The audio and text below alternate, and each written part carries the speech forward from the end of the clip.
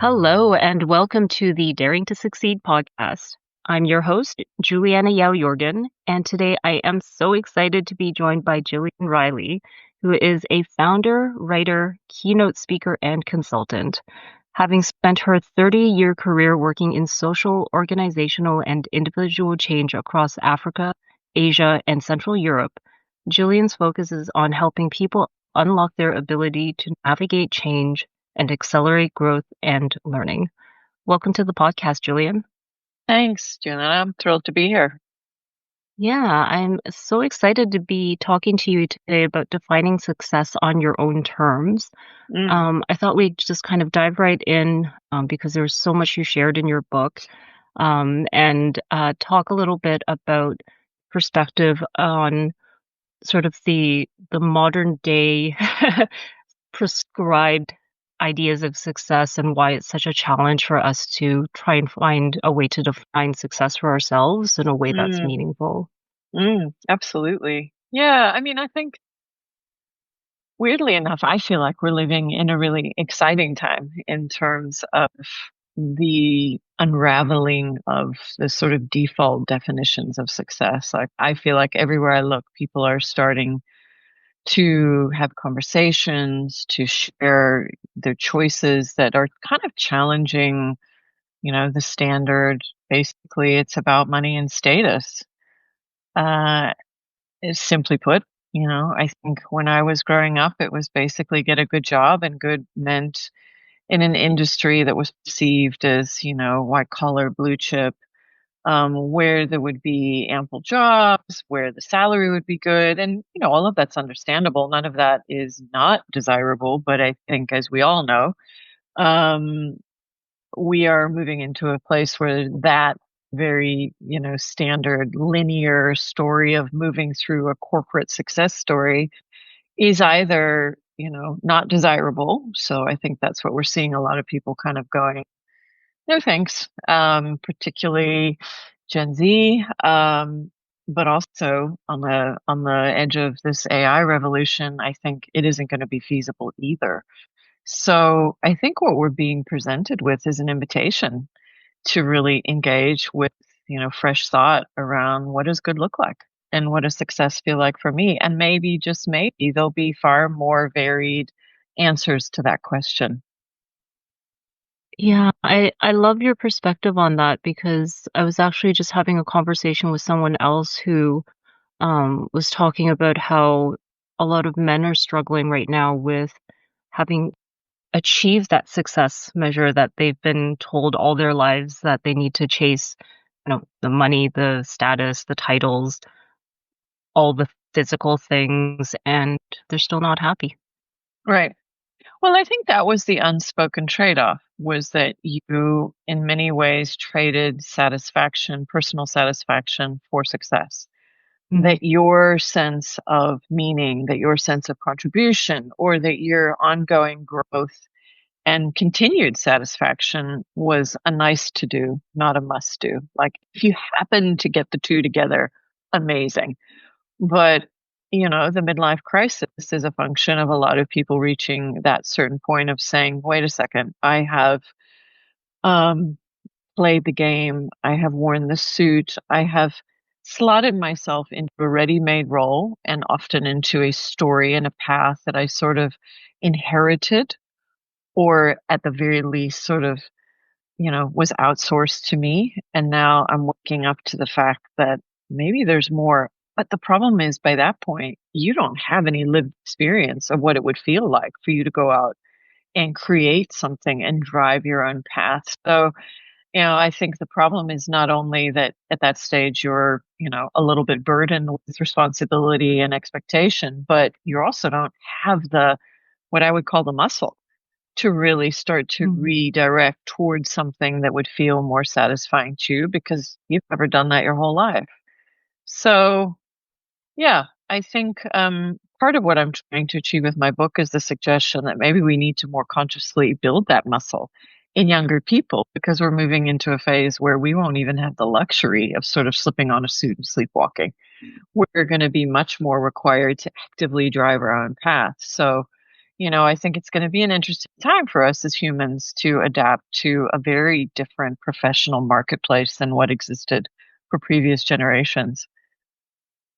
Yeah, and I love the idea of building and flexing that muscle to allow ourselves to go in that direction because I think for so many people it's really scary to step out of that prescribed path where, we're kind of told if you do all these things, this is the payoff. This is exactly what you'll get if you do these things. And most of the time we do get that payoff, but Mm, as you alluded to, we're starting to see that unravel where the loyalty, the hours that we put into our jobs, we're not getting that in return anymore. right. And I think that's kind of that fissure that you've been touching on. Yeah, totally. The reward structure shifted. It was basically hard work, loyalty, compliance.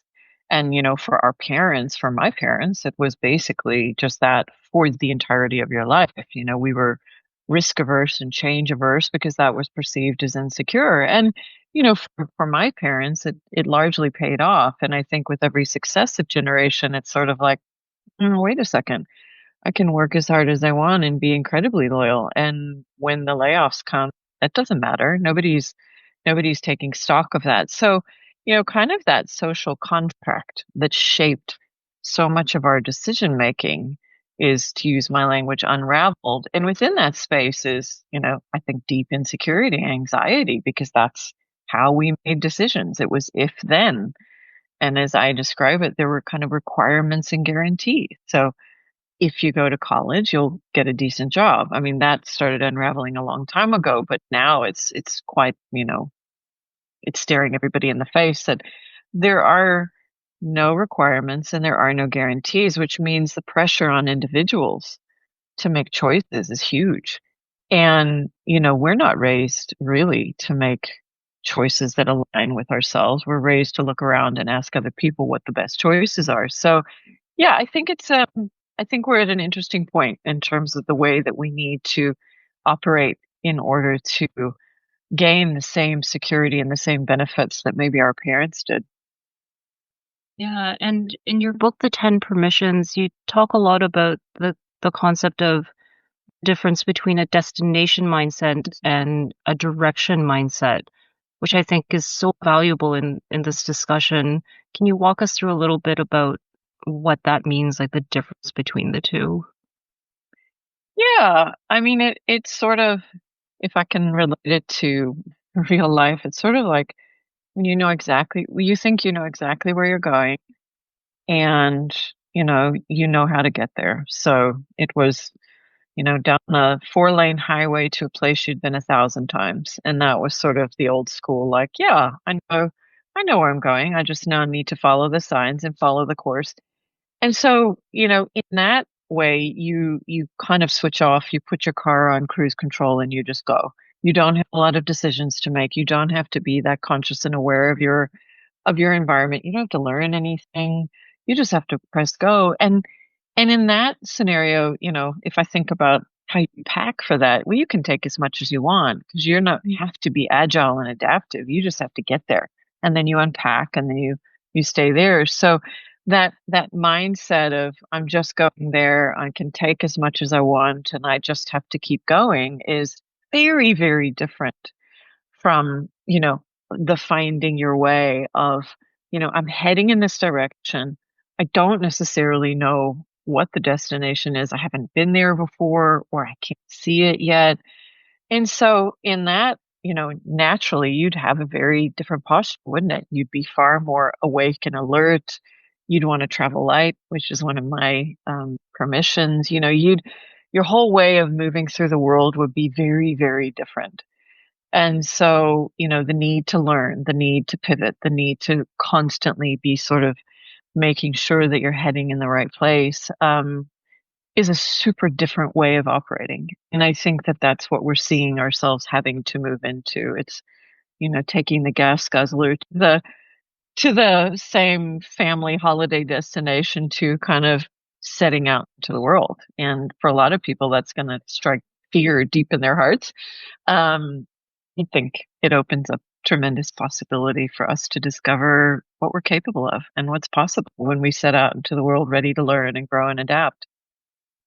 Yeah, and I mean, it's so understandable when we've been told for so long, this is the path, this is what to do, that when you just set off and go without Right. a specific destination, without even maybe a map, that it can be terrifying. And in your book, you also talk about making small bets, which is Mm, something I've got a similar concept I do with my clients where it's taking little steps, small right. actions that kind of Yeah. accumulate. But I'd love to hear more from you on like why you put it that way in terms of like making small bets for your life. Yeah. Because I think in the previous model, you made sort of three, you know, your degree, your job, your partner. I'm going to bet that this is going to work out for me and it's going to pay off. Now you've first of all got to make so many more decisions and bets on yourself. So, one of the things that paralyzes people is when there were only three, it was like, I better get this right. Because if I don't get it right, my life's a disaster. And it Mm. was to some extent. Whereas now, where, as you're describing your work with your clients, you're probably working in shorter time frames, you're preparing for more change. You want to perhaps have lower risk, more frequent experiments that you're undertaking where you say, I'm going to try this, I'm going to, and, by bet, it's, what do I think the payoff is going to be? And yes, that might involve some investment on your part, either, in a range of different resources. But, if it's small and it doesn't put you at super high risk, but the potential for reward is that it teaches you something new, it exposes you to something different, it opens up something new in your life, then you can kind of keep moving forward. So you're not paralyzed by that, I have to get it right. If I don't get this right, I'm on the wrong path, which I think is what led many of us to feeling so afraid to, okay, I'm going to accept the fact that I'm going to try a bunch of different things. Some of them are going to pay off, some of them won't. But if they're small, then, I'm not scared. And a lot of this 10 permissions is about allowing ourselves to operate with a way that allows us more scope for growth and adaptation and creativity as opposed to narrowing us into a way of operating that feels super, linear and high stakes because you've got to hold on to the status quo at all costs or else, you're booted out into kind of insecurity. And this is a completely different way of operating. Yeah, and as you were speaking, it reminded me of something that I really love from your book, which you wrote, which is success is as much about what you know as how you keep finding your way through the unknowns and being ready to leap into the unrevealed. Some of your best decisions will be leaps of faith, incalculable risks. And I think like I'm getting goosebumps just reading that again because it's so profound and it's I think for a lot of us, kind of looking and making that leap is such a big thing. And I guess my next question for you is why did you kind of wrap all of these concepts and all of this advice into the idea of giving yourself permission? Right. Because you won't feel allowed to go into the unknown. There'll be so much wiring in you that will say, what if, what if I fail? What if it doesn't work? What if I look like a fool? Um, and the negotiation that you have to do as an adult is mostly with yourself. There'll be maybe people around you, whether that's your family or your community, who might have something to say about it. But at the end of the day, that decision to step into something new and different is yours and yours alone. And I think that that's something that, can either feel hugely liberating or very daunting. But the idea of permission is self authorization. I'm not waiting for somebody Mhm. to tell me that it's okay. I thoroughly accept that other people's approval and opinions are important to weigh in. It's not that you're some complete rogue who's off ignoring everybody and everything around you. You take those into account, but the bottom line is it's you. And I think having been with so many people through so many change processes, which are in essence stepping into the unknown, right? It's something I've never done before. It's operating in a way I never have before. It's a conversation that I'm not used to having with somebody. That sort of, okay, I'm going to do it. That, all right, I don't know what's going to happen here, but I'm gonna give it a try and, bet on the fact that by doing it, I'm gonna, create something that will be better than my status quo. The only person who's gonna choose to do that is you. Mm, And so that permission is something that, for me, after decades of working in change, I kind of came down to me as outsider could do so many things. I could show you all the reasons it made sense. I could train you in all the tools that would help you do it. But, you work in a similar field, and ultimately, what I'm hoping to do with this is sort of open up a deeper and richer conversation with self, because that self-awareness and that self sort of exploration around what's at stake for me here mm, is is the difference between people who, are prepared to move into uncertainty and discomfort and the people who wait on the edges of it going, I can't because I'm too afraid. So yeah, I see it as a deepening and a richer conversation with self. yeah, I love that concept of self-permission because I think you really nailed it there with we're always looking to the external for that right decision. Like, even when I think about past decisions I've made, one of the big ones was which university to go to. And I remember taking the advice of one of my high school teachers who I had so much respect for, and I thought he was just a really smart individual. And within the first 2 days on campus before class even started, I realized I had made the wrong decision. And it took me an entire year to get back to the university that I had chosen for myself in the first place and didn't trust for myself that that was Yeah. right because what do I know? I'm just a What do you kid. know? Right? And I think that's one of the biggest imperatives right now in, broadly speaking, education or preparing young people for this world. Um, you'll remember one of the things I talk about in the book is we raise children to be permission seekers, but we don't prepare young adults to give themselves permission. Now, Mhm, in the old world of the linear path and the sort of limited options, it didn't feel like it was as big of an issue. It certainly led to a lot of satisfied people, but it didn't lead to the same degree of what I think we're seeing right now, which is overwhelm, anxiety, because the number of choices is much greater, because the number of voices in people's heads are just counts. So it's not only the people around you, it's the people online, it's the influencers, it's this and that. So you are bombarded with opinions and data. And if you have no access to your own internal voice, then you're just gonna, suffocate under the weight of other people's ideas. It is no longer possible to outsource your agency to everybody around you and expect that you're going to be able to navigate this quickly changing world as efficiently and happily as you could. So what I would say using your example is, of course we want to ask other people. Of course, there's nothing wrong with gauging other people's opinion. But rather than starting there, why don't you first check in with yourself? What do I feel? What do I really want? And allow yourself to just answer that question without that, but, what will everybody else think voice coming in? Allow yourself that unfiltered access to what I really want. And then, you know, check it with other people, see what they say.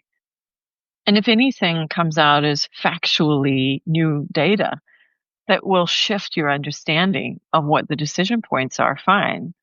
If it's a bunch of other people's opinions and they're not really operating on data, then you come back to self and say, well, okay. And I have to tell you that when I do talks with young people and we talk about this, one of the biggest things they come up to me and say is, thank you so much for acknowledging the fact that my voice is valid even when I'm 15 or 16. Like, I am the authority in me. And that's not ego, that's not entitlement, that's the human existence. And the more that we nurture that voice in individuals, which we're so afraid of because we think it's going to lead to somebody who's what demanding or rebellious, but the more that we kind of give people permission to listen in first and trust, gosh, I think we'd be all be far better contributors to the world. Yeah, and as you were explaining that, I actually realized that I've been teaching that method to my clients in a business context where, Mm, like, leaders trying to make good decisions, it's the same kind of process. You start from what you think is right, and then you reach out to all the people that you think you need to get all your data points and your opinions and reassess. And I'm almost embarrassed that it never occurred to me that that same process can be applied to, like, anything in life. yeah. Well, I mean, I don't think you should be embarrassed. No, none of us was raised to listen in. Mhm. And I think that a lot of the way that I describe what the 10 permissions is um, seeking to give people a framework for understanding is sort of finding your way versus following the way. You know, the idea that there was a way, and if I followed it, I'd be safe and successful. Okay, that's fallen by the wayside for better or for worse. So whether you like it or not, it's time to find your way. Guess what? You're really well equipped to do that. Nobody has encouraged you to do it. Nobody has necessarily sat you down and say, "Hey, you're actually like amazingly well equipped." If you give yourself permission to listen in, to, do some of the other things I talk about in the book. So I don't think any of us has really been intentionally prepared to find our way. And so I see a wonderful opportunity for that now. And the opportunity is that hopefully it leads to more and more people who have better access to what it is they want, what it is they think they can contribute. Um, and yeah, with that as a starting point, I think we've got a better chance of creating more of what we want to see in the world. Yeah, and as we start to wrap up, I'm reminded by another quote that you had in your book. And I think this is a really good time to drop it in because for anyone who's listening, who's kind of encouraged by hearing all of this and ready to do something, the quote is, most people imagine having to blow up their existing lives to design a more desirable one. And Mm, that's something I hear a lot with people who, like, they look at some of the crazy things I've done, like just quit corporate entirely and move halfway around the world. Not everyone needs to do that to start making those changes in their lives. What would you suggest for them to kind of think about as that first step towards giving themselves those permissions and diving into this big new world? yeah. Well, with the book, for anybody who buys the book, they'll get a QR code to download a sort of getting started workbook. And it Okay. was really important for me to have that because, this book is necessarily ideas, and it exists up here.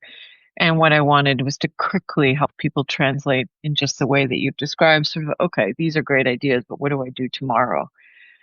And the focus of the book is on starting with where you are and working with your life as it is, because I think most of us have so much more scope in our existing lives to begin to explore our own sense of agency. And for me, that's like the starting point is that I am allowed to make choices that reflect my own desires. And that sounds so stupidly small, but actually it's the kernel of everything. And, I say it, people want to like change their job, but they can't figure out what they want on their pizza. And it's like, you've got to start to listen in. So that listening in, that learning to listen in can start really small Mm. and it can start with stuff that's low stakes. So I would encourage people to start really sharpening their agency and their decision making and cultivating that inner voice within the scope of their existing lives. And then let that start to unfold ever more into some of the more high stakes decisions that exist in their lives. But, you know, as I said in the book, it's like you can't do a high jump from standing still. Mm. You can't suddenly be like, boom, I'm now going to go out and do something. And guess what? You're going to get to that other side and be the same old person you were before. So I would much rather you build up the muscle and the ability to make super intentional choices and then get to the ones that really matter to you than to just make one big choice and then land on the other side kind of going, okay, now what? Um, so yeah, I think there's so much room to start small. Start on a weekend. Forget about your job. Deal with the rest of your life. We're so obsessed with our work and our professional lives, but there's huge scope within our off time to kind of start to engage with self and story in a much more intentional way. Oh, that's so amazing. I am ready to do it myself. Okay, awesome. Yes. So, for those listeners out there who want to hear more from you, connect with you, find your book, where Yes. can they do that? Connect with me on social media platforms, of course. I'm very active on LinkedIn primarily, so please find me there. My website, 10permissions.com. And the book is available already on pre-order. It'll be released on September 16th on Amazon. In the US, it'll be in bookstores then as well. But please go ahead and pre-order it. I'll send you the link for that. And yeah, and reach out. I'm super excited to kind of be in conversation with people as they use some of this in their own lives and explore what permission might feel like for them. Yeah, absolutely. I'll be sure to put all of those links in the show notes so people can find you, and Awesome. I can definitely attest to how easy it is to talk to you. So I encourage you to reach out to Jillian if you have anything you want to talk to her about on this topic. Wonderful. Thank you so much. Yeah, thanks everyone for listening, and I'll see you next time.